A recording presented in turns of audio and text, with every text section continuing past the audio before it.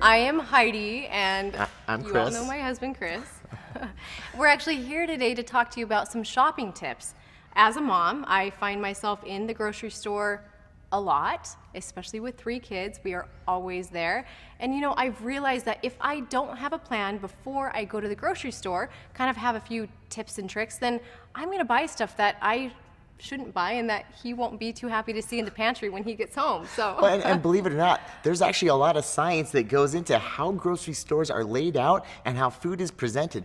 Believe it or not, we mindlessly will actually purchase these foods because of the different colors and because of actually where they're placed on the shelves. And so, you know, there's a lot of time and a lot of money and a lot of science that goes into the way that these stores are laid out to make us buy foods that we really don't want to buy.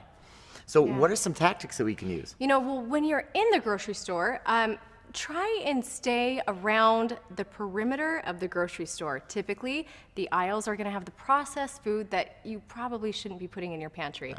Perimeter, you're going to have your dairy, your eggs, your protein, your produce. Produce. Yes, so very all important. Your fruits and vegetables, all the good stuff, all the real, whole, natural foods. And the moment that you start moving down those aisles, now we're going to get into those processed foods and the boxes and the cans. Cupcakes and all that fun stuff. You know, like lately, well, not lately, always, I guess, they have all those cupcakes in the produce aisle. Kind of messes you up a little bit. Just try and like blind yourself as you go by those. Yes. It's trickery. You don't want that. But you know, and they also have, when you're checking out, you're always going to see all the candy bars and everything like right at the checkout line. So my favorite trick, and actually it's not even a trick, it's a rule now I have to live by.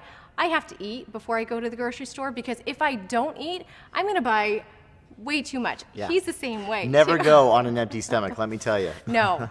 So chances are when you get to that checkout line, you're probably not gonna want, well, you might want it, but you're gonna be able to resist the temptation to buy the candy bar. Now, there is one safe aisle in the grocery store, and it's somewhere in there, but it's the herb and seasoning aisle. And that's, I mean, really, when you look at all these real, whole, natural foods, that's the way that we make them taste really good. Problem though is herbs and spices are in the same aisle as the or like the baking thing. So you have to be really careful there. It's almost like you have to know which side the spices are on, and you have to approach the aisle from that side and then walk out. Or you know those things that horses wear with like the little blinders on the sides? Maybe he went to the grocery store one time with one of those dog coats. Yeah, right. You know what though? We should invent some of those. I think they'd be a hot selling item. I don't think so. You better not take that. Don't take that idea from us. That's a good one. Anyway, there's a lot of things you can do when you go to the grocery store, but that's kind of a short little list of our favorites. Fun little tactics. See you next time.